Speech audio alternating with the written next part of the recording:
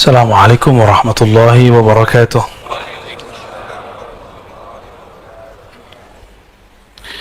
الحمد لله الذي بنعمته تتم الصالحات، والحمد لله الذي رقانا من الظلمات إلى النور. اللهم أخرجنا من ظلمات الوهم والجهل إلى المعرفة والعلم. Coba-coba Bismillahilladzi la yadurru ma'a ismihi syai'un fil ardi wala fis samaa wa huwas samii'ul 'aliim. Bismillahilladzi la yadurru ma'a ismihi syai'un fil ardi wala fis samaa wa huwas samii'ul 'aliim. Bismillahilladzi la yadurru ma'a ismihi syai'un fil ardi wala fis samaa wa huwas samii'ul 'aliim. Na'udzu bikalimatillahi tammati min syarri ma khalaq. Na'udzu bikalimatillahi tammati min syarri ma khalaq. Na'udzu bikalimatillahi tammati min syarri ma khalaq. Wa sallallahu ala nabiyyina Muhammad. Jemaah subuh yang diberkahi Allah, sebelumnya kita membahas tentang wirid, ya, nur yang ada di kolbu. Insyaallah kita pada pagi ini akan membahas tentang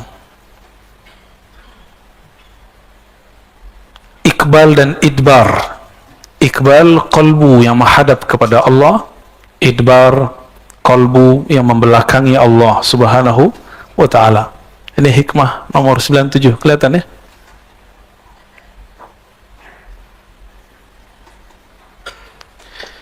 Sebelumnya mari kita baca Al-Fatihah. Semoga Allah membuka pikiran hati kita semua dan memberkahi pengarang kitab ini dan membuat cinta kita kepada Rasulullah bertambah. Semoga dengan demikian juga Allah mengampuni semua dosa-dosa kita, menutupi semua aib kita. Amin ya rabbal alamin. Al-Fatihah. A'udzubillahi minasyaitonir rajim. Bismillahirrahmanirrahim. Azkum din ya rabbi ya nasinas. Syaratal ladzina an'amta 'alaihim ghairil maghdubi 'alaihim waladdallin. Amin. وبسنادنا المتصل الإمام ابن عطاء الله السكندري قدس الله سره قال: النور له الكشف والبصيرة له الحكم. Nur apabila masuk ke dalam kolbu, maka akan tersingkaplah pandangan kolbu. Itu kalau nur masuk ke dalam kolbu. Tersingkapnya kolbu bukan berarti dia akan melihat sosok, belum tentu. Atau belum tentu dia melihat cahaya, tapi dia merasa tenang. Coba lihat anak kecil, kalau lampu mati takut nggak? Maka anak kecil senang kalau lampunya hidup. Ciri-ciri nur sudah masuk ke dalam diri, ada perasaan tenang. Ya, an-nur lahul kasyaf. Ini dia nur, cahaya. Apa itu cahaya? Sesuatu ciptaan Allah yang membuat engkau dapat melihat objek di sekitarmu. Itu disebut cahaya. Ada cahaya pagi ini? Bisa dari lampu, bisa dari mana-mana. Ya. Jika seandainya suatu saat cahaya-cahaya ini hilang, kolbu masih bercahaya nggak? Nanti ada masa, saya bukan nakut-nakutin, tapi Nabi SAW mengabarkan akan ada masa krisis. Di saat itu datanglah sang maha pembohong. Jika ada yang maha benar Allah, ini maha pembohong. Surganya neraka, nerakanya surga. Cahayanya kegelapan, kegelapannya cahaya. Dia menawarkan cahaya palsu. Gimana cara jawabnya? Maka kita harus punya nur yang ini. Nur apakah ini? Nur ma'rifatullah, nur tauhid kepada Allah subhanahu wa ta'ala. Nur itulah yang tersimpan dalam huruf-huruf yang ada dalam surat Al-Kahf, terutama 10 ayat pertama dan 10 ayat terakhir, ya. Beberapa waktu lalu saya menyampaikan, karena perintah guru menyampaikan, kalau kamu mimpi ini sampaikan bahwa saya mimpi sosok sang pembohong itu, bahwa dia sudah tidak dirantai. Sebelum itu saya mendengar seorang yang soleh juga mengatakan, ini ada riwayat, ada kabar dari Al-Habib Omar, guru dari guru-guru kita semua, Habib dari Habib kita semua. Tapi ternyata sampai hari ini kita belum mendengar bahwa beliau bermimpi seperti itu. Maka saya pun kemudian merevisi dan mencabut syawahid itu, tambahan itu. Tapi mimpi saya tidak cabut. Itu mimpi saya. Ya, yang percaya silakan, yang nggak percaya nggak apa-apa. Ini kan cuma syarat. Intinya bukan di situ. Intinya adalah pesan Rasulullah bahwa setiap nabi mengingatkan umatnya mengenai kedatangan si pembohong. Itu intinya. Jadi jangan gagal fokus, ya. Ya. Kalau salah saya sudah minta maaf, ya. Masa nggak move on juga, ya. Berarti ente emang pengen cari kesalahan aneh banyak, ya. Nggak usah dihitung atau banyak sekali. Karena lisan ini mahallul khata, ya. Memang tempat banyak salah, ya. Maka kita selalu minta kepada Allah supaya meluruskannya. Amin ya rabbal alamin. Nur itu membuat ada kasyaf. Apa arti kasyaf? Kasyaf itu penyingkapan. Orang-orang banyak menyebut istilah kasyaf, ya. Kasyaf ini terbagi, pertama kasyaf ilahi. Kasyaf dari Allah. Ini pasti benar. Kalau wali Allah, para nabi nggak perlu sholat 2 rakaat, langsung masuk ke dalam ruhnya. Tapi orang-orang seperti kita ini perlu dulu mengkondisikan kolbu, sholat dulu 2 rakaat, baru mendapatkan isyarat itu. Maka ada kasyaf yang lain, kasyaf malaki, kasyaf dari malaikat. Ini dengan berkah zikir, nanti malaikat datang membisikkan. Tapi hati-hati, ya, belum tentu malaikat. Siapa tahu sebelum syaitan, nafsi, baru syaitani. Kalau nafsi, tinggal dicek jiwa dia yang mana. Apakah jiwa dia jiwa yang buas atau jiwa yang tamak? Jika isinya duit, makan, dan sejenisnya, itu berarti dalam dirinya ada gejolak syahwat duniawi. Jika kalau dia zikir, hancurkan, bunuh gitu, ya, serang, berarti dalam dirinya ada aib, ada nafs sibai, buas. Tapi jika di dalamnya ada strategi menghancurkan orang secara halus, maka orang ini syaitani. Ciri-cirinya buka aib orang lain, ya, itu syaitani. Maka kasyaf yang membuka aib, membuat perpecahan, ini dari syaitan. Ini dari syaitan, ya. Gimana perasaannya, Pak? Ada orang mimpi kita, tapi dia ngeliat di jidat kita ada lafaz kafir. Perasaan kita gimana? Sedih kita, ya. Kita yang mimpi begitu, katakan, ini mimpi dari syaitan.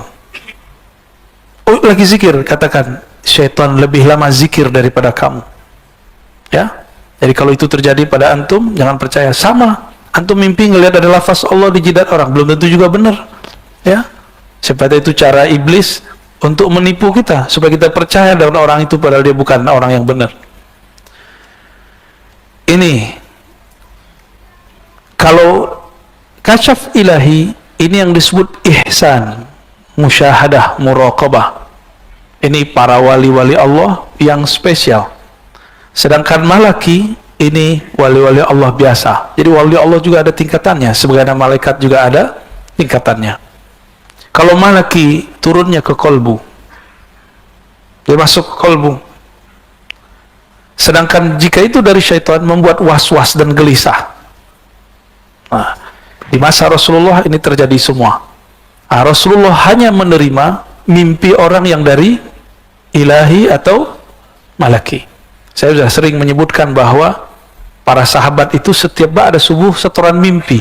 Cuma jumlah sahabatnya belum sebanyak ini, ya. Ini berapa nih orang nih? Dan tidak semua sahabat bermimpi. Sampai-sampai Abdullah bin Umar yatamanna birru'ya, berharap dia punya mimpi. Apa kata dia? Coba kalau saya mimpi. Dia kalau ada orang mimpi datang ke Nabi, Nabi takbir. Maksudnya apa? Menceritakan mimpi sudah biasa di zaman Rasulullah Sallallahu Alaihi Wasallam. Maka saya aneh kalau ada orang mengatakan itu bukan uslubnya Habib Umar, gitu. Itu bukan, kalau wali pasti uslubnya salah satunya mimpi. Salah satu dari uslub walayah adalah menghargai mimpi. Mungkin kalau kita berhusnuzon, bukan uslub beliau, bukan metodologi beliau jika berdakwah menceritakan mimpi, kalau itu saya percaya. Tapi kalau wali tidak menghargai mimpi, saya tidak percaya. Ya, semua wali menghargai mimpi, karena mimpi itu terjemahan kolbunya.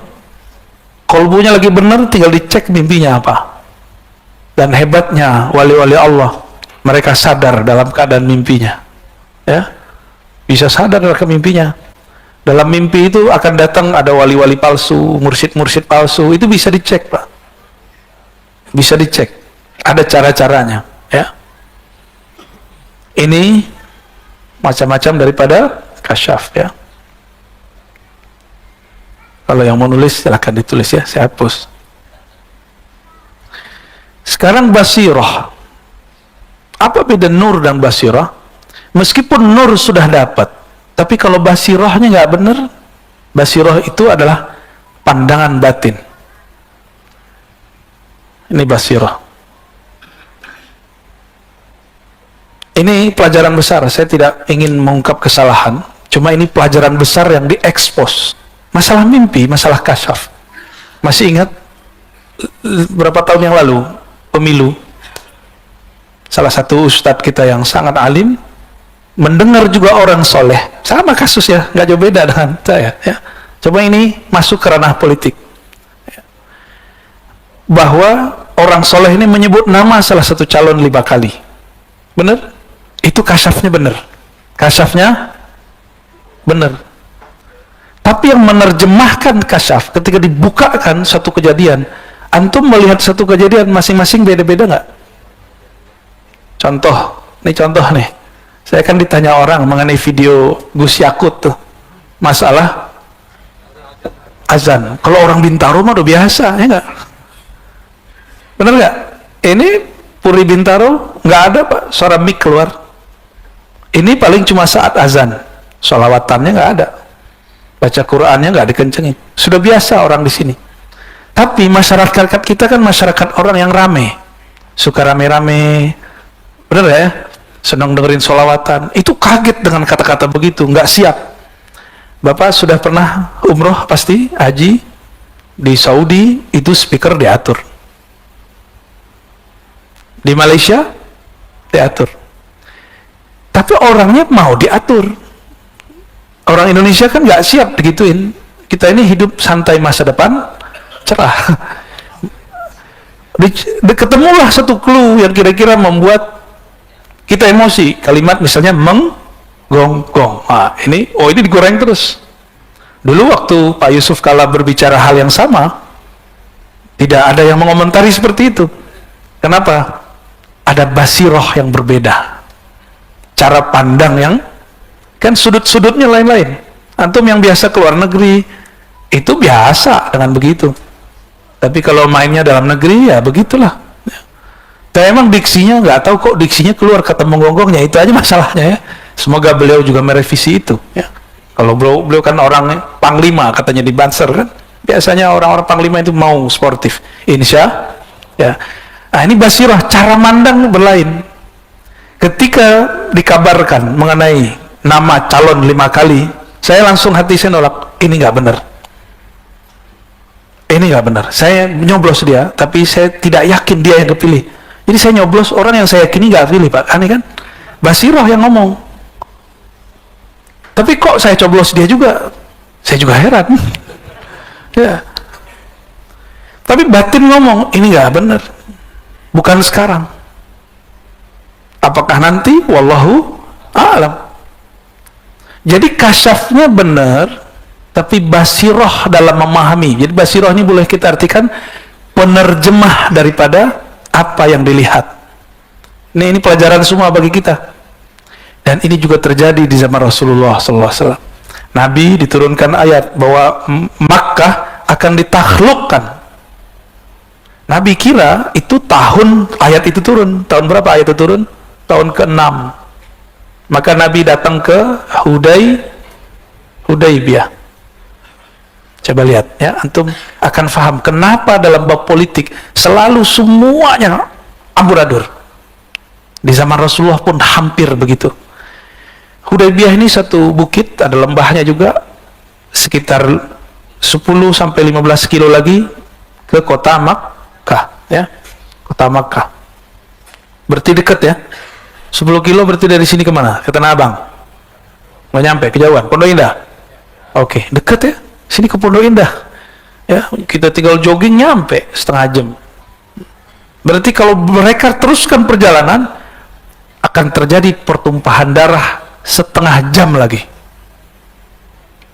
Jumlah umat Islam lebih banyak daripada kafir Quraisy yang sudah tua-tua. Jadi itu yang menolak umat, yang menolak Nabi Muhammad, wong tua, orang tua yang gak mau berubah, meninggalkan agama lamanya, yaitu menyembah Lata, Uzza dan sejenisnya. Tahun keberapa itu? Ayatnya turun tahun ke-6. Nabi kira itu tahun tersebut, tapi ternyata di ayatnya ada kalimat insya Allah. Ini level Nabi loh. Level Nabi, wahyunya masih dikunci dengan lafaz insya Allah. Kalian akan memasuki tanah haram pada tahun mereka ini, insya Allah. Tiba-tiba kafir Quraisy menghadang Rasulullah dan mengatakan, siapa yang bilang ente Muhammad Rasulullah? Ente Muhammad bin Abdullah. Kalau ente Muhammad Rasulullah, dari dulu kami izinkan engkau di sini. Terus gimana? Kita buat perjanjian, kata mereka. Ini yang buat perjanjian omnya Nabi, pamannya Nabi, senior Nabi semua. Yang anak muda cuma satu yang terkenal, ya, Muawiyah, dan ayahnya Abu Sufyan. Dua-duanya nanti jadi mu'alaf. Tahun ke-6 berhasil? Enggak. Sahabat udah bawa semua barang-barang penting yang mau dikirim ke saudaranya. Umar sudah bawa barang banyak, mau pulang kampung nih. Ketika Umar sudah sangat ingin sekali pulang kampung, ternyata dihalangi. Nabi SAW mengalah. Apa kata Umar? Ahakun dinuna? Agama kita bener gak nih? Rasulun anta? Ente Rasul beneran apa Rasul palsu? Kira-kira kalau ngomong gitu gimana? Saya nih mimpin antum pergerakan, jadi imam misal. Terus tiba-tiba kita ngalah dengan suatu kondisi. Ada yang berdiri, ente imam beneran nggak? PA ente gitu. Kata Pak Mirwan, mana ada imam begini? Kita jumlah kita banyak, benar harus menang. Tidak ada orang benar itu mengalah. Kira-kira begitu kalau dibahasakan. Pecah itu. Kelompok sahabat kemudian goyang. Tiba-tiba Rasulullah diam aja ya. Rasulullah diam aja. Karena wahyu tidak ada isyarat baru. Turunlah Abu Bakar As-Siddiq, karena Abu Bakar dapat ilham ilahi. Kalau Nabi disuruh dia melihat kejadian, melihat mana yang bisa berhasil, mana yang tidak berhasil, mana yang diuji, mana yang tidak diuji. Jadi sahabat aja diuji, masa ente nggak diuji, ya? Nggak ada orang nggak diuji. Sampai mati kita bakal diuji. Hidup ini ujian semua. Pilihannya ujian, kita lolos atau kita diuji kita nggak lolos. Abu Bakar menegur, hei Umar, bukankah engkau membaca ayat ini di dalamnya ada lafaz insya? Umar mengatakan, seakan-akan aku belum pernah mendengarnya. Berarti ini ada dua manhaj. Umar sebelum diingatkan Abu Bakar memahami orang benar harus menang, gitu gak? Tapi ternyata orang benar mesti menang tidak langsung saat itu juga, bisa diundur kemenangannya. Ini yang benar, ya. Jadi kita nggak boleh berjihad itu pakai nafsu, pakai emosi. Berjihad harus dengan ruh. Ruh itu tidak ada emosi di dalamnya, yang ada cuma semangat. Semangat yang bukan membabi buta. Nah ini terjadi. Abu Bakar waktu itu punya basirah. Rasulullah punya basirah. Basirah Rasulullah apa? Ngalah. Basirah Rasulullah mengalah. Basirah Abu Bakar meluruskan Umar. Berat gak tuh? Itu salah satu masa terberat Rasulullah Sallallahu Alaihi Wasallam. Jadi ini selevel Nabi, ring satunya pecah. Dan antum kalau umur panjang, saya umur panjang, nanti kalau kita ditakdirkan berjuang bersama imam akhir zaman, seandainya kan, wallahu a'lam, nanti atau bahkan menyaksikan ring satunya berdebat seperti ini. Kalau mereka tidak ahlul kasyaf, dan yang kedua tidak ahlul basirah, bagaimana cara lahul hukmu, bagaimana nanti akan memutuskan kasyafnya? Umar ahli kasyaf, Abu Bakar ahli kasyaf. Di antara mereka mana yang paling kuat basirahnya? Basirah Abu Bakar. Jadi tidak semua ahli kasyaf itu benar cara terjemahannya. Ini kita ingatkan jauh-jauh hari. Karena nanti politik ke depan mungkin nanti akan melibatkan orang-orang itu lagi. Melibatkan ahli-ahli kasyaf. Siapa tahu nanti ahli kasyafnya nambah, ya kan? Bikin rumit nanti masalahnya.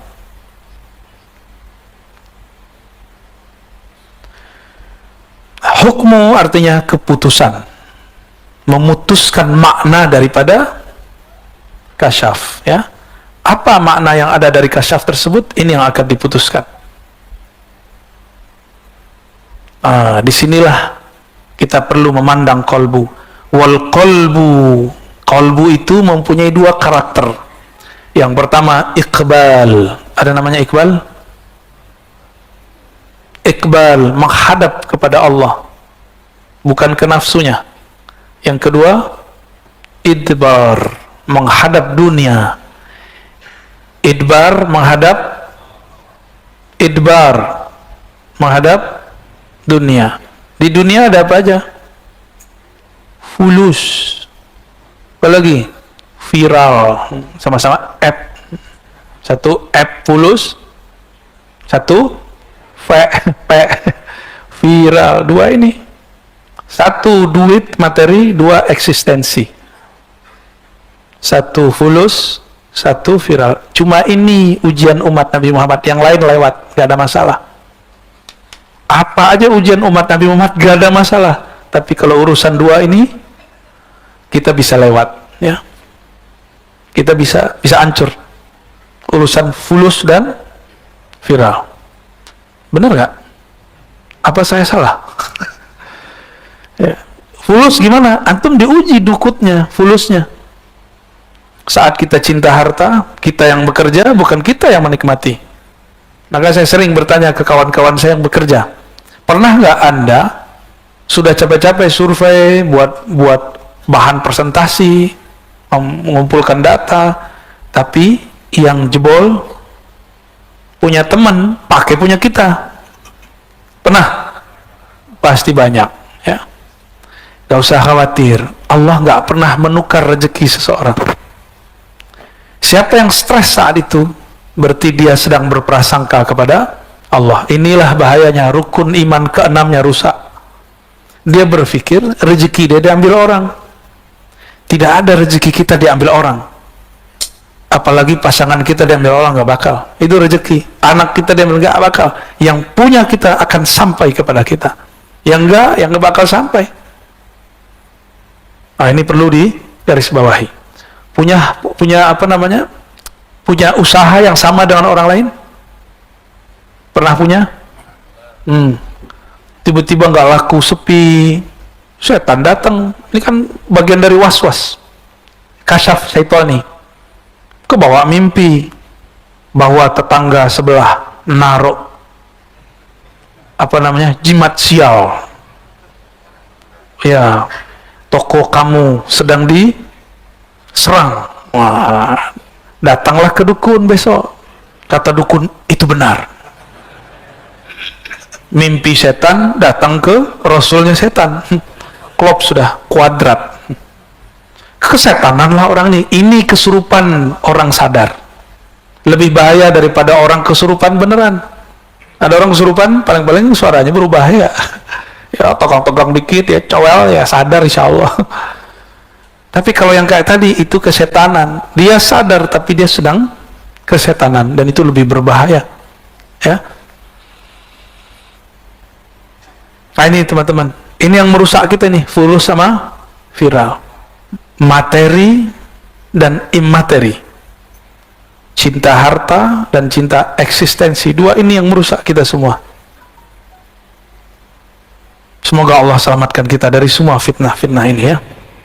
Apapun turunan-turunannya, ya. Iqbal, kalau Iqbal dia tidak menghadap fulus, Dia menghadap kepada Allah. Nah, kolbunya menghadap kepada Allah. Kolbu inilah yang disebut kolbun zahidun, kolbu yang zuhud. Kolbu zuhud itu bukan berarti ditawarin durian nggak makan, tapi hatinya pengen, ya Allah, durian ini kayak enak nih. Lagi maaf bang, lagi puasa gitu. Tapi hatinya bukan ini, mulutnya yang ngiler, hatinya yang ngiler. Sering nggak begitu? Antum kalau gitu batal ini aja puasanya. Itu sudah berbuka namanya, tapi batinnya. Maka kalau puasa itu lahir batin. Jangan hanya puasa, makan minum, kalau itu mah gampang, cukup diet aja. Tapi kalau puasa lahir batin, tidak membiarkan kolbu kita berbuka. Inilah berbukanya kolbu ketika tertarik kepada selain Allah Subhanahu wa ta'ala.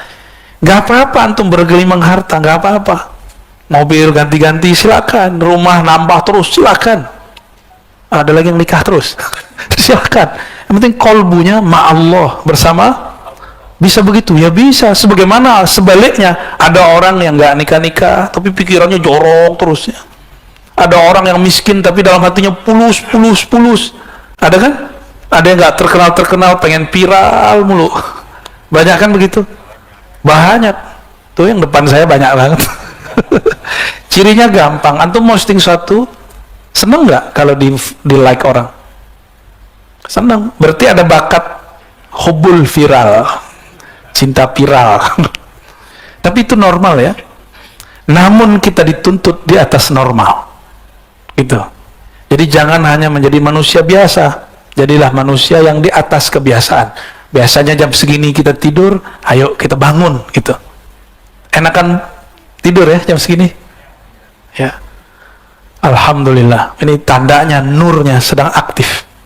Alhamdulillah. Kalau nggak ada nur dalam kolbu antum, mana mungkin bisa bangun. Ya, tapi jangan seneng dulu. Basirohnya hidup nggak? Ya. Kalau basiroh hidup, kita itu happy, memahami sesuatu selalu positif. Ini ciri-ciri orang punya basiroh. Maka saya tidak takjub dengan orang yang melihat alam gaib. Saya takjub jika dia bijak memahami apapun yang gaib. Ini yang mahal ya.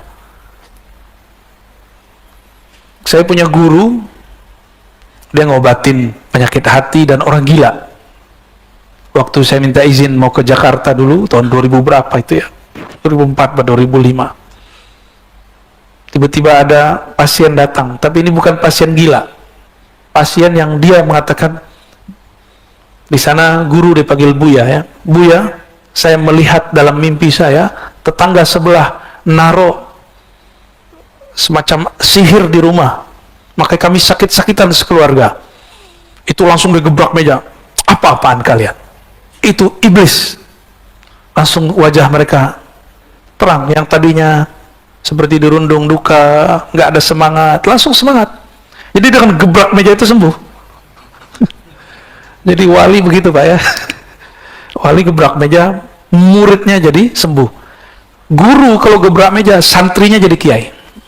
Kalau santrinya shadiq, santrinya adalah murid yang jujur, yang sungguh-sungguh kepada gurunya. Tapi kalau murid yang udah merasa jadi guru, disindir dikit marah, ya, disindir marah, apalagi disebut nama, itu murid kurang ajar, ya, murid kazib.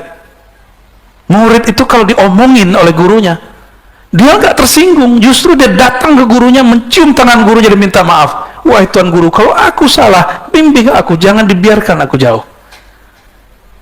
Tapi antum akan menyaksikan nanti, bahkan mulai sekarang mungkin akan terjadi, murid-murid disindir dikit, tersinggung. Masa tersinggung sama guru? Siapa kita tersinggung sama guru? Justru kalau guru sindir kita, itu anugerah dari Allah Subhanahu wa ta'ala. Saya dari muda saya udah biasa digampar-gampar sama guru, udah biasa. Apakah kita menjauh? Enggak, malah tambah mendekat kepada beliau. Kita dulu salah nulis, dibilang jahil ente. Kita datang, ya Sayyidi, ana jahil. Betul saya jahil. Tolong bimbingan engkau. Oh tenang, saya bimbing. Jadi orang bisa baca kitab yang tidak ada barisnya, khusus untuk antum ada kasih baris. Ya, ini dua versi, ada yang tanpa baris, ada yang pakai barisnya. Jadi bisa baca kitab, Pak. Guru kalau marah itu berkah. Ghadabus syekh barakatul lil muridin. Ya. Marahnya guru, sindirannya guru itu berkah bagi murid. Jangan tersinggung, ya. Kan dari kapan hari aneh sindir mulu politik antum kan? Aneh kan juga lagi menghantam diri sendiri karena ya begitulah. Itu cara kita. Tapi tidak sedikit yang tersinggung, baper, ya. Maka yang enggak ya sudah. Yang mau dibimbing, ayo kita lanjut.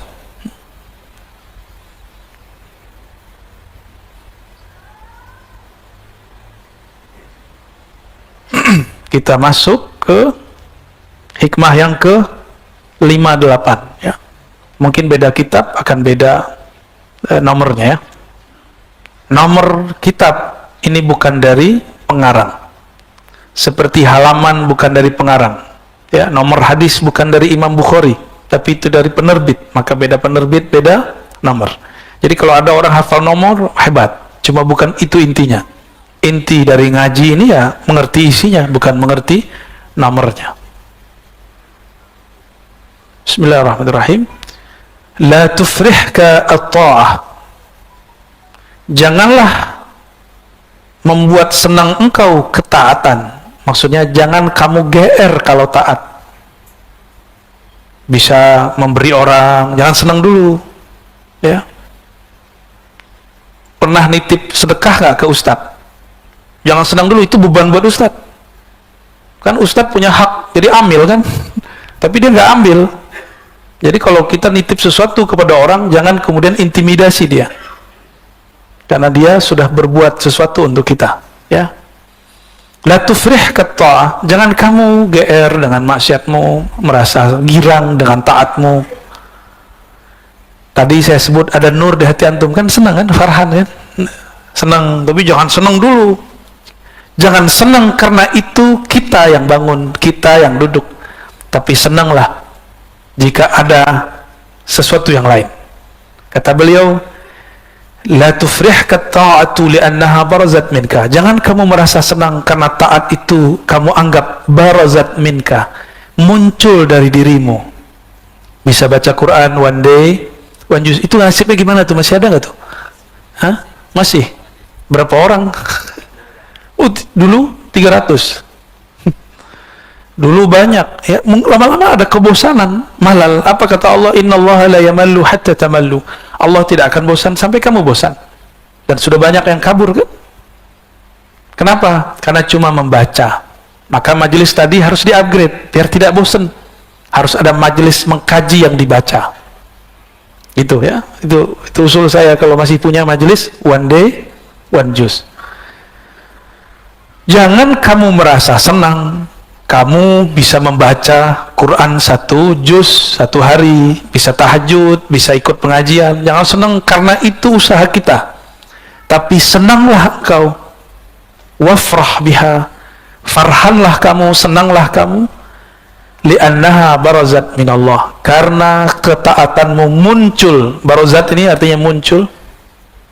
Muncul. Minallah, daripada Allah, ilaika. Kenapa saya tadi sebut antum yang hadir pagi ini itu ada nur. Siapakah yang memberikan nur? Allah. Nur itulah yang membuat hati kita mau dengar. Ini kan banyak yang lebih tua umurnya secara biologis daripada saya, tapi mau dengar. Kalau nggak ada nur nggak mungkin, kan gengsi Pak. Rozi baru anak kemarin sore, azan aja gua duluan daripada dia. Kan bisa begitu. Lalu itu urusannya apa?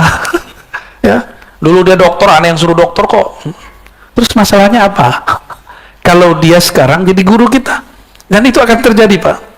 Nanti saya akan menyaksikan ada anak muda, hafalan hadisnya, pemahamannya lebih dahsyat daripada saya, dan saya harus duduk di depan dia, gitu. Dan tidak ada masalah.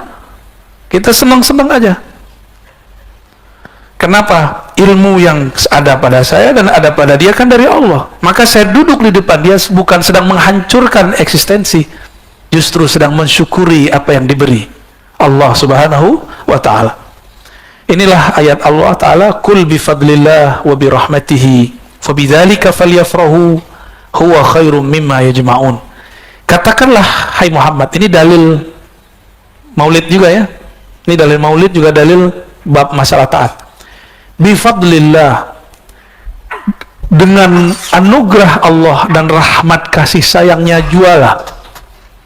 Fabizalika, karena itu semua, falyafrahu, bergembiralah engkau. Nanti di bab maulid dalilnya ini juga. Adakah anugerah dan rahmat yang lebih besar daripada diutusnya Rasulullah? Ada nggak? Maka ini bisa jadi dalil apa? Maulidur Rasul sallallahu alaihi wasallam, termasuk Isra dan Mi'raj Nabi sallallahu alaihi, semua itu adalah nikmat untuk umat. Maka kita senang setiap bulan Rajab karena di situ ada tanggal 27 Rajab.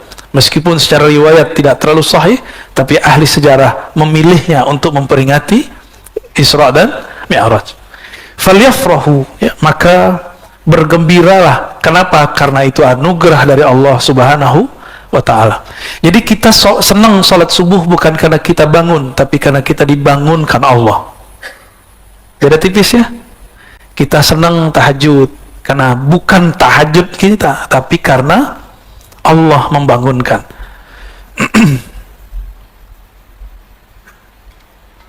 Gimana? Masih lanjut?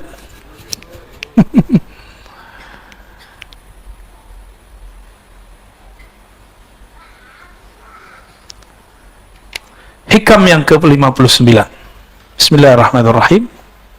Qala qata'as sa'irun lahu wal wasiluna ilaihi an ru'yati a'malihim wa syuhudi ahwalihim. Ini langsung saya kasih clue-nya ya. Ada dua jenis hamba, ada dua jenis murid, dua jenis hamba yang datang kepada Allah. Pertama, sa'ir. Sa'ir ini bahasa Arabnya, bahasa lainnya murid. Apa arti murid? Orang yang berkehendak menuju Allah. Apa arti murid? Sudah jadi bahasa Indonesia, tapi dalam bahasa Indonesia murid orang yang berkehendak ilmu. Benar ya? Dan yang kedua, wasilin.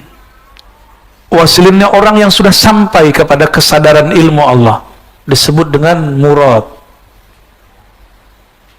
Apa arti murad? Orang yang telah disampaikan kepada kesadaran ilmu Allah Subhanahu wa ta'ala. Murid ini dia yang merasa dirinya yang beramal. Kalau murad, dia merasa amalnya anugerah dari Allah Subhanahu wa ta'ala.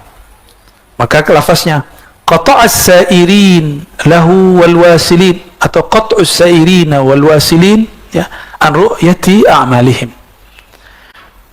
Murid dan murad sama-sama menempuh jalan beramal, sama-sama beramal, tapi ada perbedaan mereka saat melihat amal dan ahwal.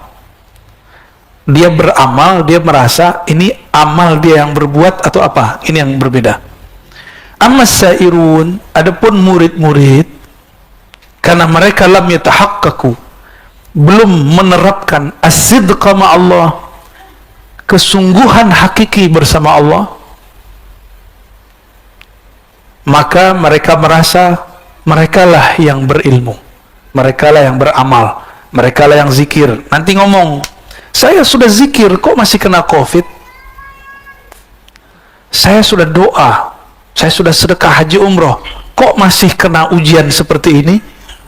Orang-orang begini kegeeran ya, dia ngerasa dia yang beramal. Emang kalau tidak beramal berhak dapat bala? Tega banget ente ya. Jadi orang kalau nggak sholat, nggak sedekah, dia pantas dapat musibah. Emang begitu? Itu kan terlalu tega. Inilah yang diistighfarkan oleh Imam Sari Sakti yang saya ceritakan juga di sini ketika Risalah Al-Qusyairiyah. Beliau punya toko di pasar karena beliau ini wali Allah. Di tokonya ada malaikat-malaikat penjaga. Jadi apa aja aset dia dijaga Allah. Bukan hanya murid yang dijaga Allah, tapi aset dia dijaga oleh Allah. Ini Imam Sari Sakti. Imam Sari As-Sakti dikabarkan oleh muridnya, dulu kan belum ada berita ya, belum ada YouTube, belum ada TV. Ya, belum jadi ada kalau ada apa namanya ini kebakaran segala macam itu gak ada ngabarin kecuali manual.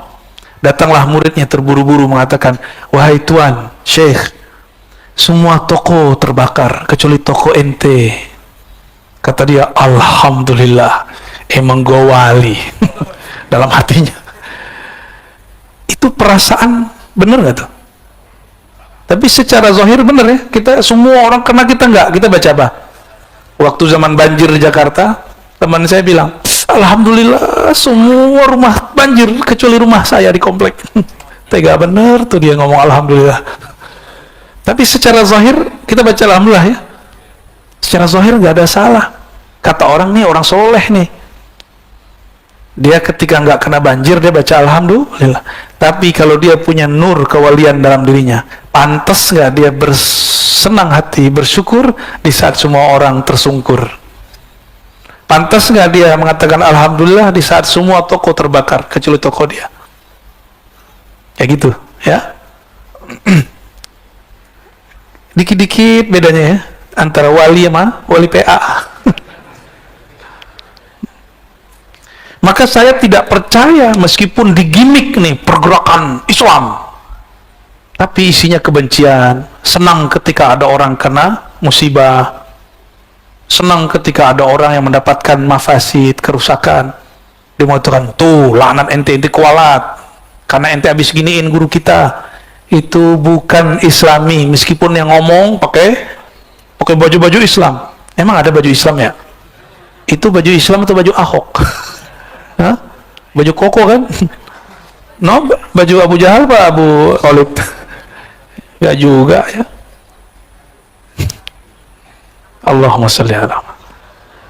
Ammal wasilun, adapun orang yang wasil. Apa arti wasil tadi? Yang murad, yang disampaikan Allah. Fali'annahu ghayyabahum bisyuhudihi anha. Karena dia Allah menggaibkan, menfanakan mereka dari memandang amalnya karena sibuk memandang Allah Subhanahu wa ta'ala. Masih ingat kisah ibu-ibu sosialita yang lagi arisan di istananya Zulaikha? Masih ingat? Masih ingat gak? Emang antum pernah di sana? Maksudnya ingatkah kisahnya di Quran? Itu biasa ibu-ibu sosialita kan kalau ketemu bawa tas yang harganya, wah Masya Allah ya, cincin-cincinnya Masya Allah, bajunya Masya Allah, bawa kendaraannya juga Masya, kalau perlu budaknya budak mahal. Kata mereka, ih si Leha, si Juleha, masa jatuh cintrong sama budaknya? Masa budak kita jatuh cinta? Gitu. Zuleha dengar. Kata Zulaikha, kalian belum tahu, aku ini sudah termasuk kuat menahan. Jadi Zulaikha itu sudah sangat kuat dirinya menahan syahwatnya. Ini yang orang nggak pernah bayangkan. Orang taunya Zulaikha itu penuh syahwat. Enggak, dia itu sudah kuat, udah nggak tahu lagi. Cowok aja ngeliat Nabi Yusuf kesemsem, Pak. Apalagi cewek. Cowok aja bilang, ya Allah, masa ada cowok secakap itu? Apalagi cewek yang ngeliat. Akhirnya dikerjain, dikasih pisau. Masih ingat? Taruh apel. Kan lagi motong-motong. Yang kegores bukan apelnya. Yang kegores jadi apel yang warna merah, bertambah merah karena darah. Tapi si ibu sosialita tidak menyaksikan dia menggores tangannya. Dia nggak merasakan sakit. Padahal bengong semua. Kata Zulaikha, "Cut, ambilin air dong." Diambilin air. Maka habis itu semuanya menggila kepada Nabi Yusuf. Ini perbedaannya, ya. Karena jamalu Yusuf jamalul wajhi. Jamalnya Nabi Yusuf jamal wajahnya, indah wajah secara fisik. Jadi antum yang ganteng-ganteng ini fitnah ini. Mbak-mbak yang cantik-cantik itu ujian buat kita ini. Ya.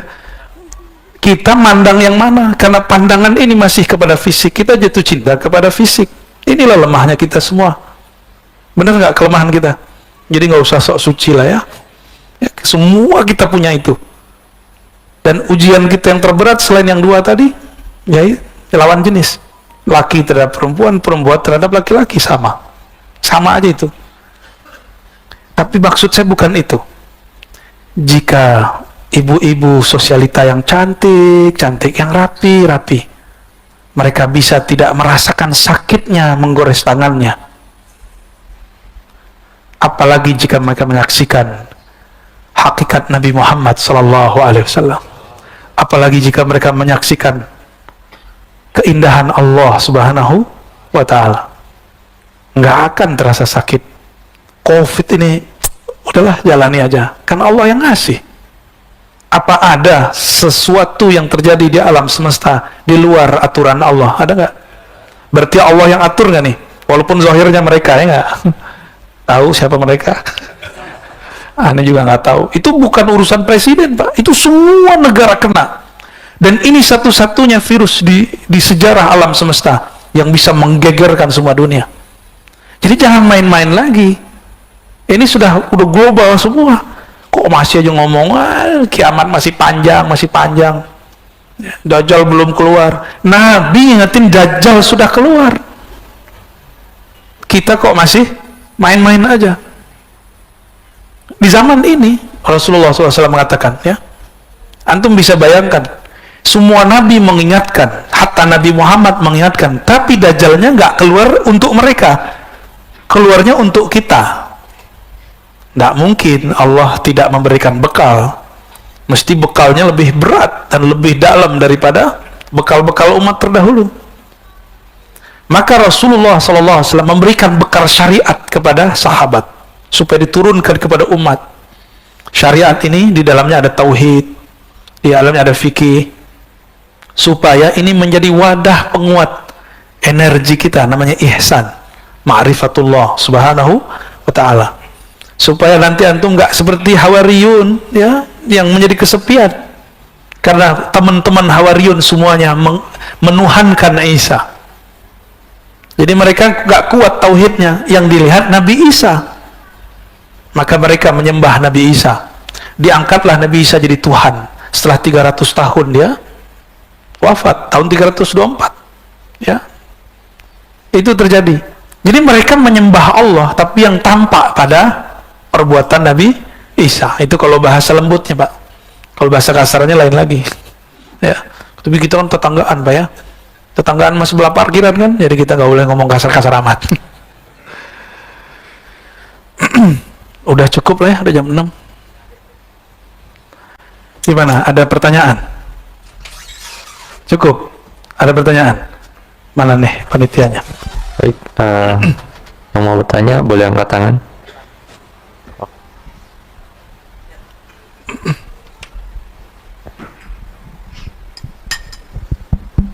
Assalamualaikum warahmatullahi wabarakatuh. Sebelumnya mohon maaf Buya, izin saya bertanya dan komentarnya mengenai kasab dan basiroh tadi. Pada satu ketika saya diperlihatkan diri saya sendiri, Buya. Diperlihatkan seolah saya keluar gitu, nggak tahulah, nanti Buya bisa terjemahin. Lalu saya diperlihatkan pikiran saya, diperlihatkan kolbu saya yang semrawut banget gitu, nggak karuan. Nah, tapi itu jangka waktunya nggak begitu lama. Lalu saya tersadar, dan saat itu saya ya sulit untuk menerjemahkan. Tapi yang jelas ya kekotoran diri saya sih yang saya tangkap, kotoran pikiran saya dan kolbu saya. Demikian. Assalamualaikum warahmatullahi wabarakatuh. Assalamualaikum warahmatullahi wabarakatuh. Itu turunan dari ayat wa fi anfusikum afala tubsirun, surat Zariyat. Di dalam dirimu apakah engkau tidak memandang? Maka Allah kasihlah pandangan, visualisasi. Dan tidak semua orang kayak Bapak ini. Jadi ada orang yang imajinasi gambar. Ada yang cuma warna, ada yang cuma rasa, ada yang cuma suara. Kebetulan Bapak dapat visual gambar. Nah, dalam hal ini, jadi kasyaf itu ada yang melihat, matanya pejam tapi dia melihat. Ada yang mendengar suara, itu Nabi Musa. Ada yang cuma merasa. Ada yang lengkap, melihat, merasa, mendengar. Itulah Nabi Muhammad sallallahu alaihi wasallam. Sayyidina Umar mendengar. Jadi sebenarnya dulu ada calon selain Umar, tapi dia murtad. Jadi dia juga mendengar apa yang lagi dengar. Apa kata dia? Kalau gitu doang mah gampang jadi nabi. Jadi orang-orang yang kemampuan kasyafnya tinggi belum tentu selamat. Nih, hati-hati. Orang yang bisa berselancar di alam gaib belum tentu dia selamat. Siapa tahu dia jumawa, dia ngerasa dirinya lebih sakti. Itu kan tipuan-tipuan aja. Kita punya guru kita bilang, doain saya nak, doain pakai air. Antum ketipu di situ, terus ngerasa sakti. Antum nanti punya guru bilang, oh kalau rukyah sama dia aja, jangan sama saya, dia lebih keren. Guru ngomong begitu, itu ujian. Antum nanti merasa lebih sakti nggak dari guru? Oh kalau nanya begitu-gitu nama dia aja nih, baca kitabnya bagus, dia lebih banyak baca kitab daripada saya. Itu kan ngetes aja, ngerasa jumawa nggak, ngerasa pinter nggak di hadapan guru. Tinggal cek aja sebulan 2 bulan masih semajelis nggak sama gurunya. Ya, keceknya gitu Pak. Dan itu perintah. Jadi guru kalau ngomong gitu diperintah, ilham di kolbunya. Ini murid harus dicek. Linabluwakum ayyukum ahsanu amala. Dia benar nggak dia berguru kepadamu? Dia murid yang sungguh-sungguh atau murid palsu? Itu saya mengalami itu Pak ya. Saya mengalami itu dan disuruh begitu, digituin juga sama. Sampai mati nanti kita digituin. Ya. Gara ente nih, ente yang bikin kita rame. Kita dipuji-puji karena kamu majelis kita rame. Oh, itu kan gawat itu kalau saya merasa iya karena gua nih rame. Terbersit saja sedikit, iya karena saya lewat, gak lolos sudah. Ya nanti jumawa, ya merasa diri sesuatu. Itulah yang membahayakan diri, yang disebut i'jabul mar'i bi nafsih. Salasu muhlikat, kata Nabi SAW. Ada 3 yang menghancurkan manusia. Dan yang paling bahaya, i'jabul mar'i bi nafsih. Kagumnya seorang kepada dirinya. Hati-hati ya. Kata pengurus masjid, misalnya bukan di sini. Karena gue yang urus nih, ya rame. Karena gue yang urus nih, beres semua. Ada perasaan itu muncul, padahal udah mantan. Kalau bukan karena saya nih, masjid nggak jadi. Nah, udah lewat antum tuh. Ya, seharusnya udah ditulis namanya di surga. Hilang namanya. Hilang namanya. Jadi surga itu seringan lidah berkata. Wallahu a'lam bis-shawab. Ya, lanjut. Assalamualaikum warahmatullahi wabarakatuh. Assalamualaikum. Izin bertanya Buya. Ya, Tadi Buya menyatakan bahwa ketika banjir, rumah beliau saja yang tidak banjir. Kemudian dia mengucapkan Alhamdulillah. Tadi Buya bilang, wah kurang ajar tuh asap gitu kan. Lebih senang melihat orang lain menderita gitu. Sebaiknya menyikapinya seperti apa gitu? Baik, bagus. Assalamualaikum warahmatullahi wabarakatuh. Kalau manusia biasa itu normal dia ngomong Alhamdulillah. Ini yang ngomongkan mursyid, namanya Imam Syaril Sekti. Seorang yang terkenal jadi wali dan gurunya para wali. Beliau ini punya murid namanya Imam Junaid Al-Baghdadi. Sering dengar? Masa gurunya Junaid begini? Ya. Lalu gimana caranya? Sebelum mengetahui caranya, kita lihat apa yang terjadi pada Imam Syaril Sekti. Kata beliau, Inni astaghfirullah tabaraka wa ta'ala 30 sanah min qawli alhamdulillah. Aku minta ampun kepada Allah 30 tahun lebih karena aku dulu salah menempatkan alhamdulillah. Jadi zikir itu mirip dengan kayak komposisi bangunan, nggak boleh salah pasang. Dia masangnya harus benar. Alhamdulillah itu di saat apa? Di saat kita bersyukur, senang hati bersama. Masa ada pewaris Rasulullah dia bahagia di saat umat tidak bahagia? Jadi yang harusnya dilakukan, dia mengatakan inna lillahi wa inna ilaihi rajiun. Lalu dia datang ke tokonya, dibagi-bagikan semua yang bisa dibagikan. Itu seharusnya. Maka Imam Syar'i kalau ingat dia malu, ya Allah, malu. Ini yang disebut dalam ungkapan ulama-ulama ahlu ma'rifat. Apa kata mereka? Ya, antum pasti pada dengar kalimat ini. Amal soleh awam, dosa para wali. Bahasa Arabnya hasanatul abrar, sayyiatul muqarrabin. Itu amal soleh menurut orang awam, tapi dosa menurut para wali. Ya, benar nggak tuh? Kayaknya soleh, benar nggak baca alhamdulillah? Hati-hati, lafaz alhamdulillah dulu. Kalau kemarin-kemarin Allahu Akbar, kayaknya soleh bener tuh kalimat, ya. Tapi digunakan untuk bentak ustadz. Ya, ada ustadz di sini bukan saya. Dia nggak sepakat tuh. Ditakbirin pak, sampai ke dia mau keluar parkiran, dikerubungin. Karena beda pilihan. Dulu begitu, pakai takbir bentak orang. Jamaah neriakin ustadz pakai takbir, ya kalah sinyalnya, lebih kenceng ustadznya. Cuma ada ustadz, sebagian ustadz takut sama jamaahnya. Ustadz cemen itu. Berhenti ente jadi ustadz. Guru itu memberi pengaruh kepada murid, bukan dipengaruhi murid. Guru itu yang memberi suluh, pelita bagi umat, bukan yang digelapkan oleh jamaahnya. Ya. Jadi ustadz itu dua jenis. Ustadz asal jamaah senang, ustadz asal Allah ridho. Tuh beda tuh ya. Jadi saya nggak akan terpengaruh dengan takbir-takbir orang yang bertakbir. Dulu masih ingat nggak Bapak sejarah 10 November? Itu sejarah apa? Apa yang terjadi di Surabaya? Perang. Itu perang tentara Inggris orang India. Mereka turun pakai takbir karena tentaranya Muslim. Tapi Muslim campur, Ahmadiyah mah nggak Ahmadiyah. Turunnya takbir, bingung. Yang diserang hidungnya nggak mancung tapi takbir juga. Mukanya ya beda kan orang India sama kita. Tapi takbir juga bingung mereka. Inilah yang membuat kita bisa bertahan. Takbirnya menggetarkan orang di sana. Maka ada yang belok, membelot sebagian. Maka bisa diatasi itu dulu yang di Surabaya itu. Ya, 10 November ya terkenal itu. Itu yang meninggal saat itu syuhada, ya, para syuhada. Mereka berjuang untuk mempertahankan negeri.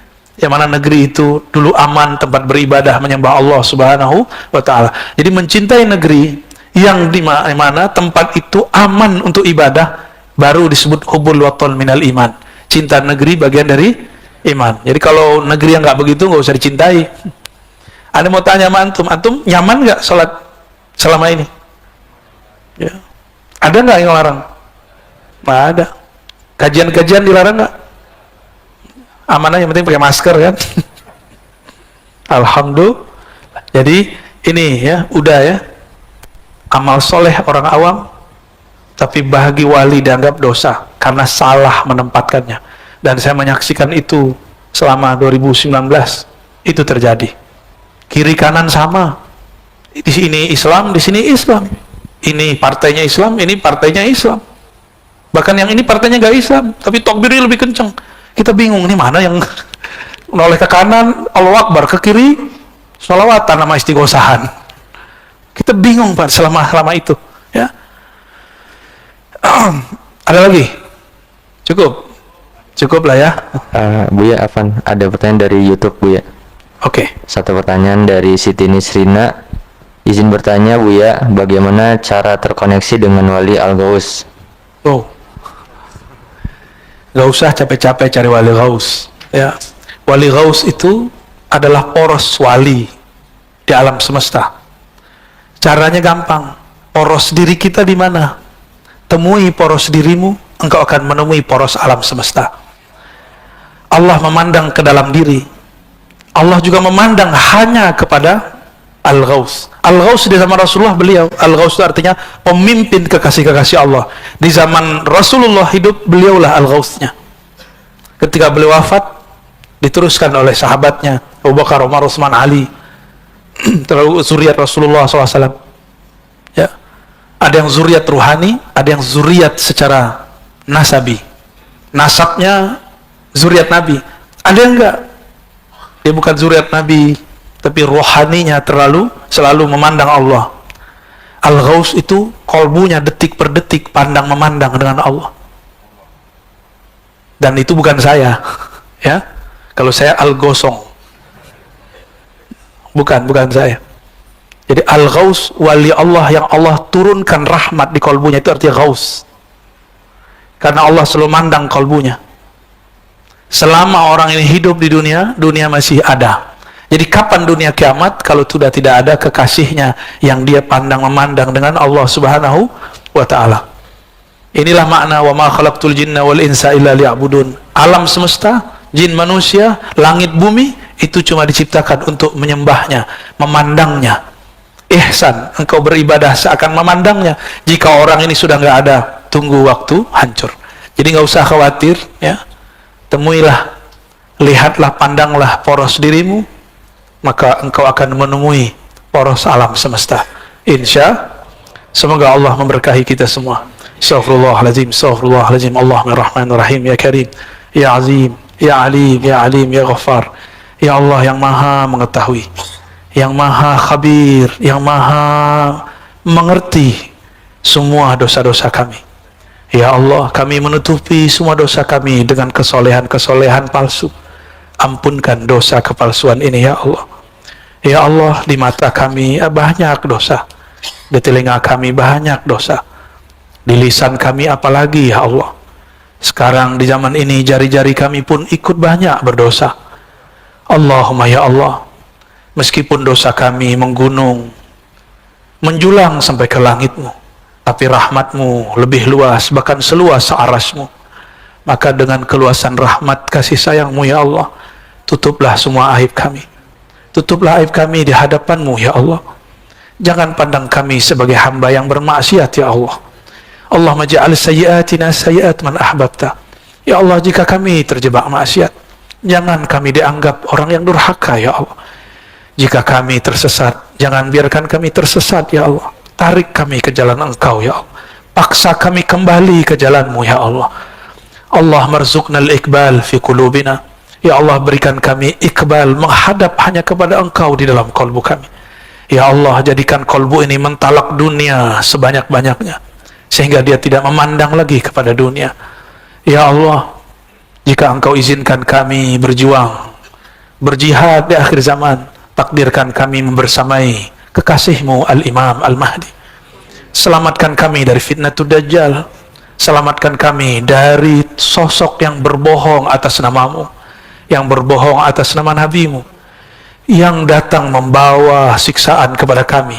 Ya Allah, jangan sampai kesengsaraan yang dia datangkan itu membuat kami lupa kepada Engkau. Allahumma ya Allah, ya Rahman, ya Rahim, ya Azim. Nabi-Mu mengabarkan kami masuk surga bukan karena amal kami, tapi karena kasih sayang Engkau kepada kami. Maka dengan kasih sayang-Mu itu, ya Allah, siapapun yang hadir pagi ini, ya Allah, pandanglah kami dengan kasih sayang-Mu. Pandanglah kami dengan pandangan ridha-Mu. Izinkan kami mencium bau surga-Mu. Izinkan kami memandang-Mu, memandang Rasul-Mu di surga Firdaus yang sangat kami rindu. Ajirna minan nar, ya Allah. Ajirna minan nar, ya Allah. Ajirna minan nar, ya Allah. Bebaskan kami ini, ya Allah, dari siksa-Mu, dari kemurkaan-Mu, dari neraka-Mu. Allahumma ya Allah, jika Engkau ingin menyiksa kami, kami pantas disiksa. Kami banyak dosa dan pantas Engkau buang. Tapi ya Allah, jika Engkau merahmati kami, Engkau lebih pantas merahmati kami. Rahmat-Mu lebih luas dari kemurkaan. Farhamna jami'an. Maka rahmati kami yang hadir, yang mendengar, yang tasdik, yang ingin datang kepadamu. Ampunkan masa lalu kami, tutupilah semua keburukan kami, jemputlah kami ke jalan-Mu. Rabbana atina fid dunya hasanah wa fil akhirati hasanah wa qina adzabannar wa khtim lana bi husnil khatimah. Ya Allah biha, ya Allah biha, ya Allah bi husnil khatimah. Wa sallallahu ala sayyidina Muhammad walhamdulillahi rabbil alamin.